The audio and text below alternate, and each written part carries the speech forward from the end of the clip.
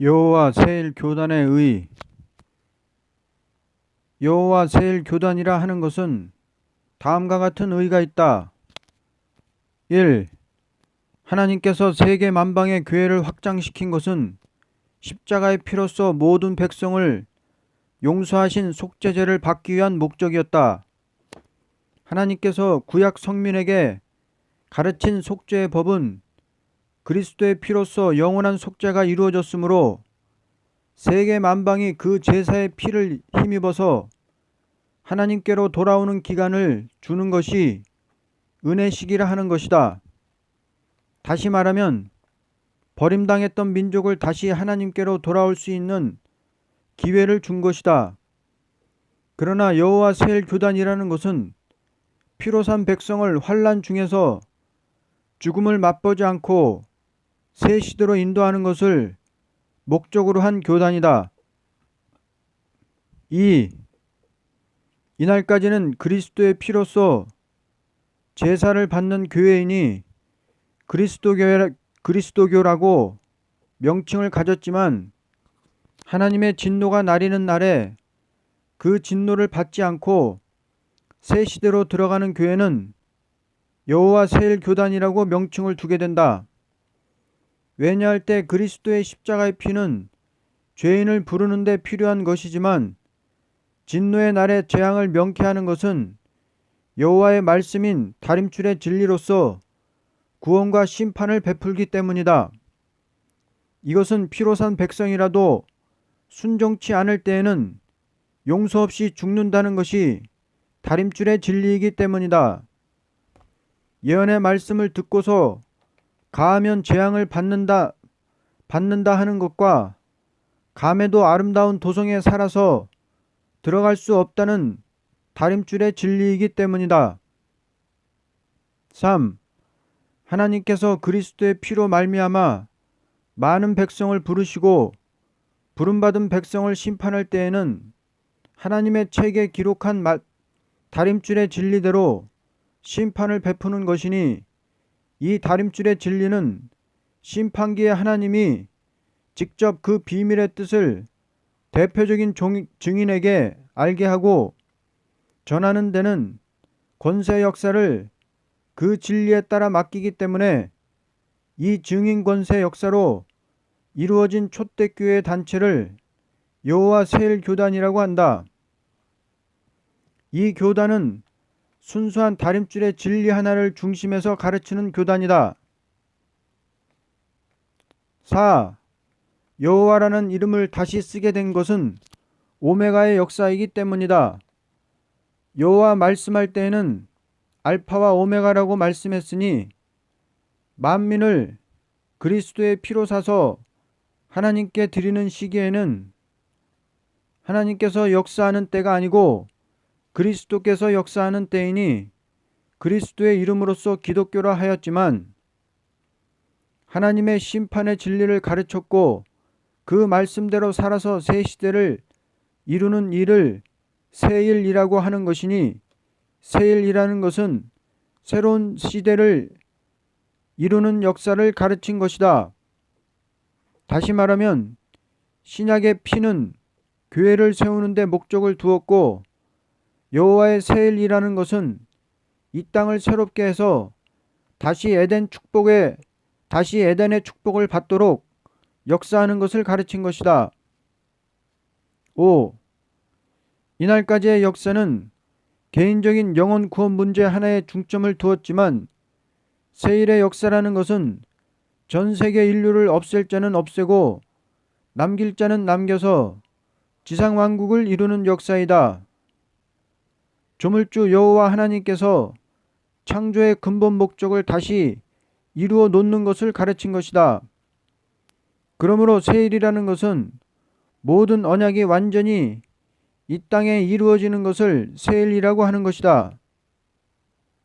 6. 지금은 여러 가지 교파를 많이 용납한 것도 하나님의 섭리 가운데 하나라고 볼 수 있다. 심판기의 알곡을 모아서 하나를 만드는 여호와 세일 교단이 이루어지는 것도 하나님의 섭리의 하나인 것이다. 이 세일 교단은 핏값을 갚는 종말의 사명 용사를 중점으로 하는 운동인 동시에 택한 백성을 환란에서 살 길을 인도해 주는 데 목적을 둔다. 이 역사라는 것은 환란에서 남은 종이 될 권세의 종들이 재앙으로 땅을 치며 원수를 짓밟고 나가는 역사로서 각 교파를 초월한 진리 통일 또는 권세 통일의 새 왕국을 이루는 승리의 결전을 이루는 종말의 역사이다. 모든 순교자의 원한이 이루어지는 역사를 가르친 것이다. 예배의 의. 예배라는 것은 그 시대적인 하나님의 법을 따라 하나님을 섬기는 일이다. 율법 시대에는 율법의 제도를 따라 예배하고 은혜 시대에는 십자가의 도에 의하여 죄인이 회개하는 목적에서 예배를 드렸다. 그러나 환란 시대에 재앙이 날일 때에 남은 종과 남은 백성이 드리는 예배는 합심하여 하늘 높이 호소하는 것을 목적으로 한다. 다시 말하면 진노의 날에 그 말씀을 믿고 원망하지 않고 낙심하지 않고 원수를 두려워하지 않고 담대히 신앙 용사들이 모여서 손을 들고 하늘을 우러러 호소하는 가운데서 즉각적으로 응답이 내려서 원수가 물러가고 피해를 당치 않을 것을 목적으로 한다. 이와 같은 예배에 대하여 다음과 같은 요소가 있다. 1. 인도자가 권세를 받는 종이라야 예배는 마귀를 물리치게 된다. 그러므로 초대교회라는 것은 예배의 사회자가 권세 역사를 하는 종이라야 마귀의 흑암 속에서 승리의 예배를 드릴 수 있게 될 것이다. 왜냐하면 마귀가 허락을 받고 예배를 방해하는 일을 할 수 있기 때문이다. 권세 역사 없이는 합심된 예배를 드릴 수 없기 때문이다. 2. 성가를 중심에서 예배하는 것이니 세일성가라는 것은 하늘에서 직접으로 재앙을 물리칠 수 있는 권세로서 지은 노래이니 24장로 회의에서 증인 권세에 역사할 종들이 불러야 할 조건으로 인간에게 알려주되 통일된 성가를 부르게 하기 위해서 대표적인 사람에게만 알려주는 것이다. 만일 성가를 이 사람 저 사람이 받아서 부른다면 혼잡을 가져오기 때문에 하늘에서는 대표적인 사람을 통하여서만 세상에 알게 한 것이다.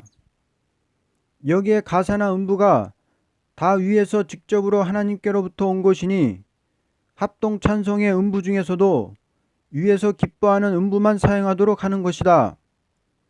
마귀가 제일 무서워하는 것은 세일성가의 음성을 두려워하는 것이니 이것은 권세의 노래이기 때문이다.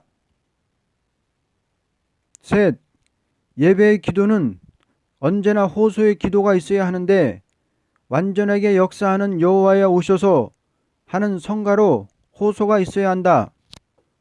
이것이 없이는 하늘에 상달하는 호소가 없기 때문이다.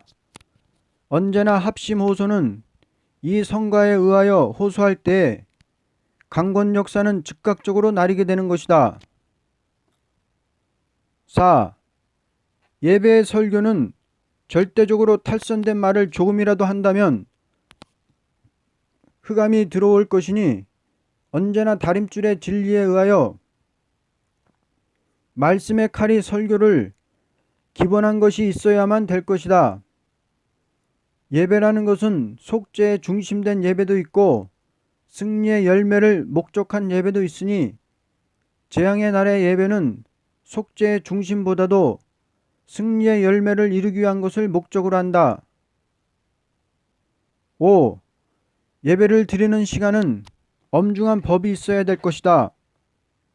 또는 예배 시간을 엄수하는 일, 예배 시간에 자리를 정돈하는 일, 무릎을 꿇을 일, 절대 머리를 땅에 대지 말고 하늘을 바라보는 태도에서 하나같이 긴장하고 단결된 예배를 드려야만 될 것이다. 6. 예배 시간에 절대로 필요 없는 말을 언금하고 하나같이 입을 열되 지도자의 인도를 철저히 순종하여야 될 것이다. 왜냐하면 권세 역사이기 때문이다. 은혜시대 예배는 개인 심령과 하나님과의 중점을 두었지만 재앙의 날의 예배는 그 단체가 전부 하나님의 보호를 받는 예배가 되어야 할 것이다. 7. 예배 시에는 절대로 혼잡을 일으키는 방심적인 태도나 또는 사적 행동을 언금하고 성금을 드릴 때는 반드시 엄격한 사회자의 기도가 있은 다음에 먼저 정신과 마음이 성금으로 기울어지도록 하는 동시에 성금을 드려야 할 것이다. 성금을 드리는 시간에 습관이나 억지가 있을 경우에는 재앙의 날에 물질에 큰 재앙이 올 우려가 있기 때문에 성금을 드리는 시간을 전심전력을 다하는 것이 있어야 될 것이다. 또는 예배의 오락적인 행동이라는 것은 재앙을 받을 일이 될 것이니 필요 없는 횡설수설의 노래를 언금하고 눈물겨운 심정에서 호소하는 것 외에는 도저히 있을 수 없다는 것이다. 이와 같이 예배하는 교회가 환난 중에서 천사의 보호를 받게 될 때에 남은 교회가 될 것이다. 동방역사의 의. 동방역사란 다음과 같은 의가 있다. 1. 여호와께서 나는 아브라함의 하나님이요 이삭과 야곱의 하나님이라고 하는 것은 당신이 셈의 하나님인 동시에 모든 약속을 아브라함과 이삭과 야곱에게 세운 대로 끝까지 진행한다는 것이다. 완전한 언약이라는 것은 아브라함에서부터 모든 선지 시대까지 세계적인 하나님의 새로운 시대를 목적하고 가르친 것이다. 이것은 전부가 셈의 자손에게 나타난 말씀이다. 그러므로 셈은 아시아를 중심해서 축복받은 민족이다. 하나님은 셈에게 물질적 축복보다도 영원한 언약의 말씀으로 축복을 세운 것이다. 그러면 이 축복이라는 것은 지상의 물질 문명을 가르친 것이 아니고 영원한 다윗의 왕국을 가르쳐 축복한 것이다. 2. 세계 통치의 만왕의 왕도 셈의 장막에서 나오게 했고 그 예언인 아브라함의 언약이 이루어지는 완전한 교회도 셈의 장막에서 나오게 했고 세계를 빛으로 밝혀지는 성신의 역사도 셈의 장막에서 나타났다. 그러므로 은혜 시대가 이루어지는 운동도 셈의 장막에서 시작되었다면 새 시대를 이루는 종말의 역사도 셈의 장막에서 일어날 것이 마땅한 일이 아닐 수 없다. 금일의 불행스러운 일은 아시아의 셈의 장막이 하나님의 교회가 황폐화된 비참을 가져온 것도 우연한 일이 아니고 하나님의 섭리가 이루어지는 정한 때의 징조라고 보게 된다. 왜냐하면 언제나 하나님의 역사가 일어날 때에는 일어날 그 민족에게 어려운 난관이 오고야 일어난다는 것을 모든 선지가 예언하였기 때문이다. 이와 같은 난제가 아시아 셈의 장막에 닫혀 있는 극동 아시아 문제가 어떻게 된 것인가 하는 것은 세계 인류의 주목거리가 되어 있다. 하나님의 말씀의 끝을 맺는 역사는 인간의 힘과 능히 할 수 없고 하나님께서 새 일의 역사를 일으킴으로 된다는 것을 가르친 것이 기독교 종말의 심판의 다림줄이다. 셋. 동방아시아 극동인 대한민국에만이 하나님의 교회가 왕성하다는 것도 예언이 이루어지는 과정인 동시에 동방 땅끝에서부터 세계를 깨우치는 새로운 역사가 일어남으로써 새로운 왕국이 온다는 것을 분명히 선지서를 통하여 또는 계시록을 통하여 알 수 있다. 하나님은 예지와 예정이 계신 동시에 국경을 움직이는 것도 때가 찬 경륜이 이루어지는 현실이라는 것을 알아야 할 것이다.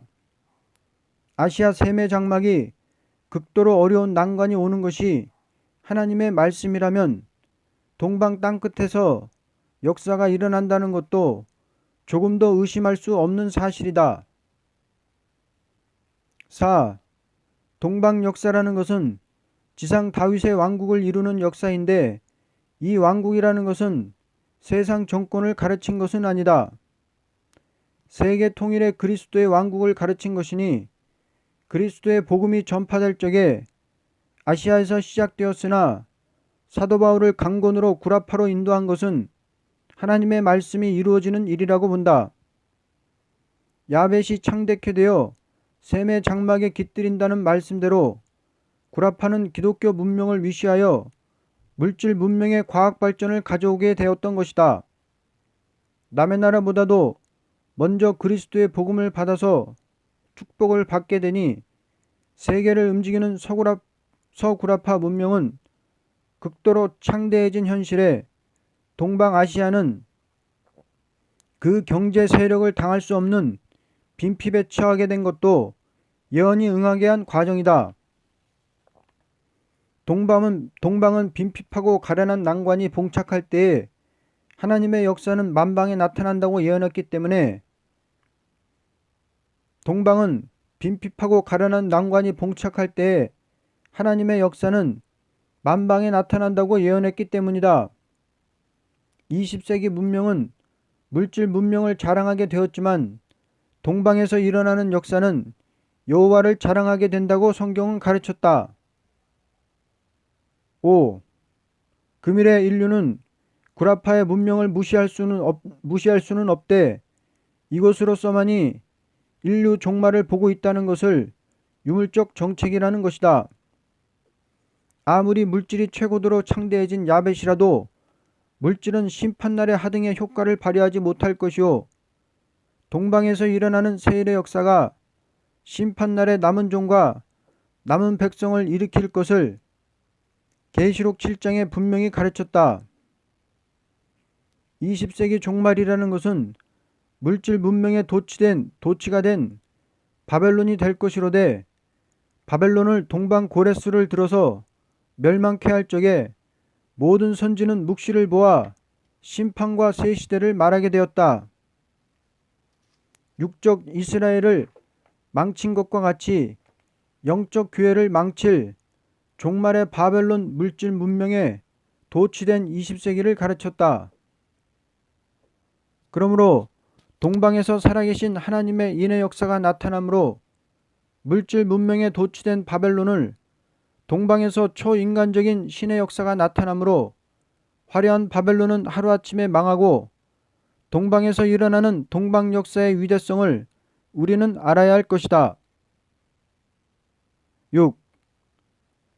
주님께서 강림할 때는 동방 해돋는 나라를 중심에서 강림할 것이니 메시아를 영접한 땅도 아시아요 재림의 주를 맞이하는 역사도 아시아라는 것을 가르쳤다. 세밀히 말하자면 시작도 끝도 셈의 장막에서 전부 이루어질 것을 성경은 가르쳤다.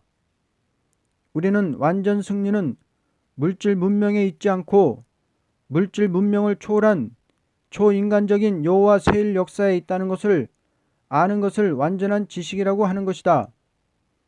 동방의 역사는 과학을 자랑하는 바벨이 그 앞에 떠는 역사라고 말한 것은 조물주 하나님의 역사를 만방에 알게 되되 동방에서 나타난다는 것이다.